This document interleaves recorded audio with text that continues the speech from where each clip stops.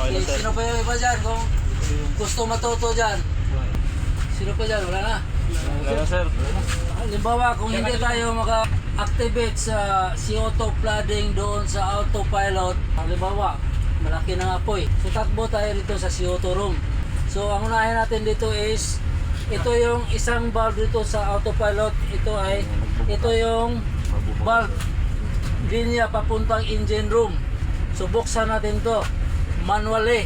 So, paano pagbukas natin manually? O, tanggalin yung pin, remove the pin, then, iangat to. Okay? Then, itong kuwan dito, papasok yan doon, mapipress yan eh. Pag angan mo, mapipress yan paloob.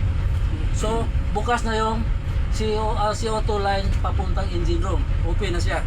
So, yan. Pagkatapos bukas yan, then, manually open natin. Isa-isang butilya dito. Manually open tayo. So, tanggalin natin yung pin. Ito. Ito yung pin ha. Tanggalin natin. Then, ibaba lang natin to. Then, ang lever, ibaba. So, mabukas na yung CO2 load papuntang engine room. 13 yan. Ubusin natin yan. Dahil ito ang nakadesign sa plano. Sa whole engine room, 13 CO2 bottles ang i-ano natin.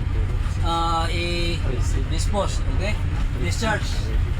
So, naintindihan niyo?